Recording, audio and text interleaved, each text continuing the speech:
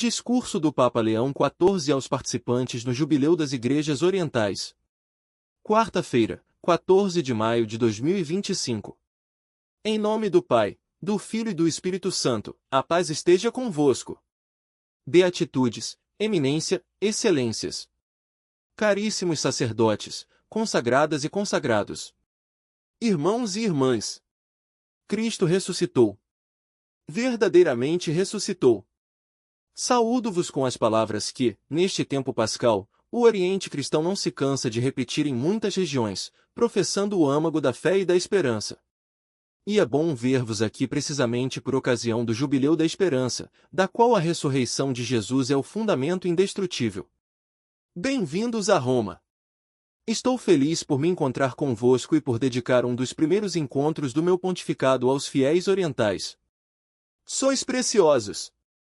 Olhando para vós, penso na variedade das vossas proveniências, na história gloriosa e nos amargos sofrimentos que muitas das vossas comunidades padeceram ou padecem.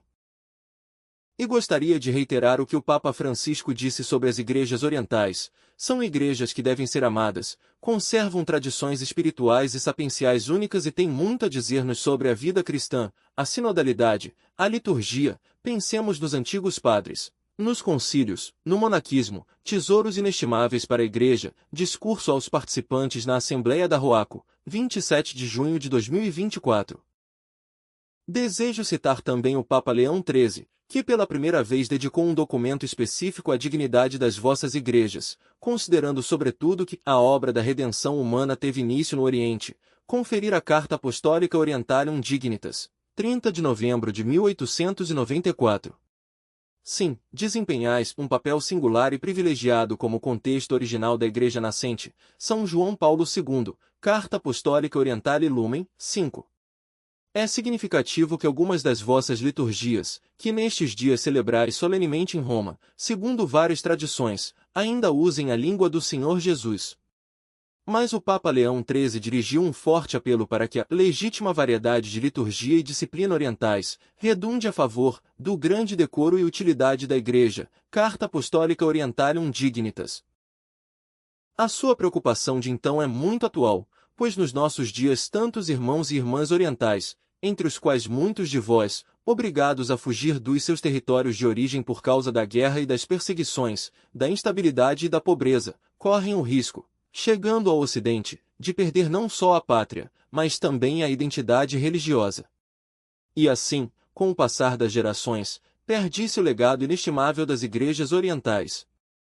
Há mais de um século, Leão XIII observou que a conservação dos ritos orientais é mais importante do que geralmente se crê e, com esta finalidade, chegou a prescrever que qualquer missionário latino, quer do clero secular ou regular que, com conselhos ou ajudas, atrai algum oriental para o rito latino, fosse demitido e excluído do seu ofício. Acolhamos o apelo a salvaguardar e promover o Oriente cristão, especialmente na diáspora. Aqui, além de erigir, onde possível e oportuno, circunscrições orientais, é necessário sensibilizar os latinos.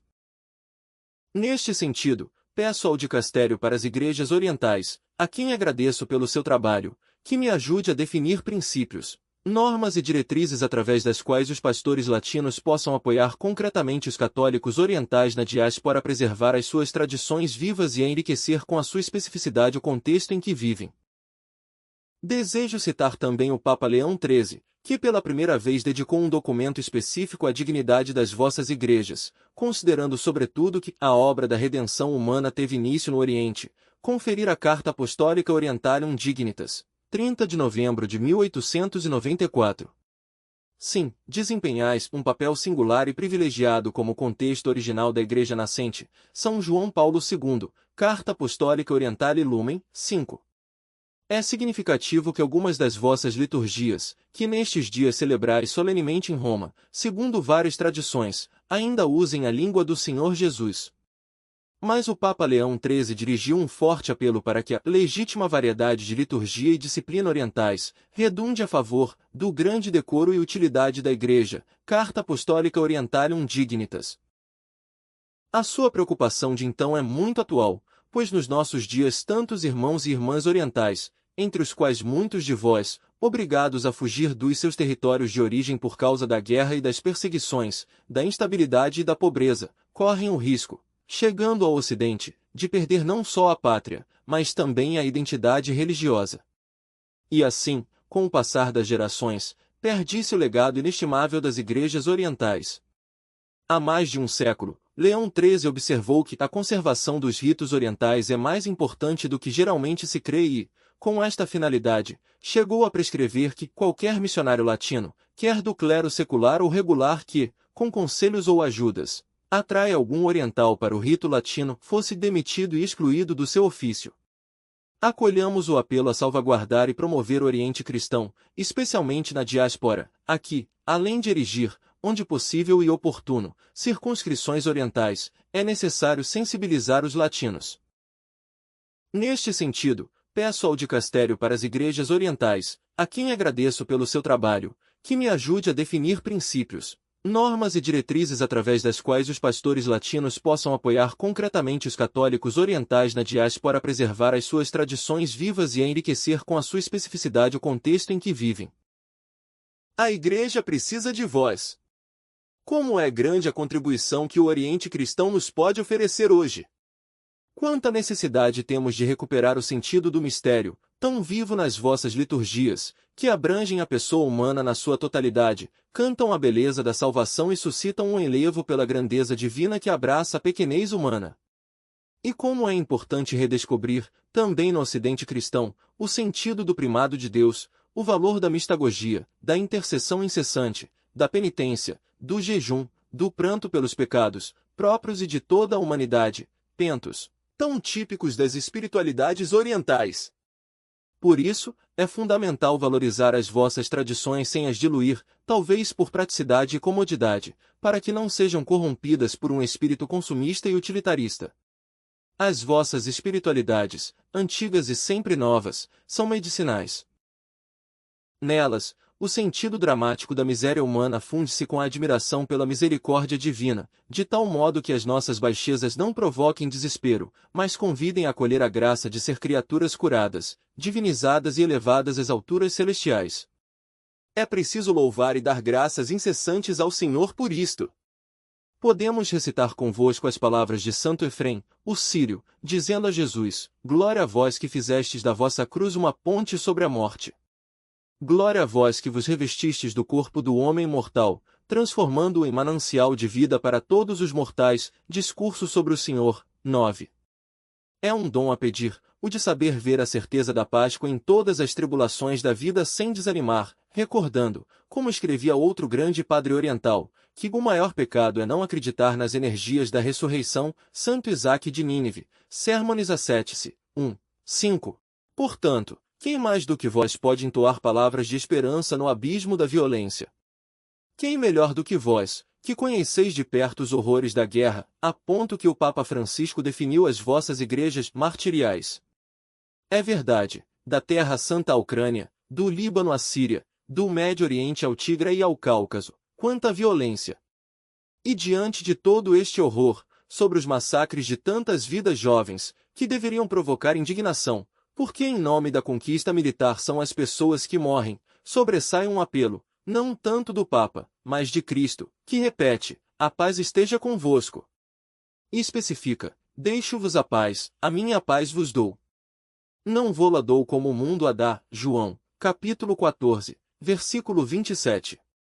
A paz de Cristo não é o silêncio sepulcral depois de um conflito, não é o resultado de um esmagamento, mas é um dom que olha para as pessoas e reativa a sua vida.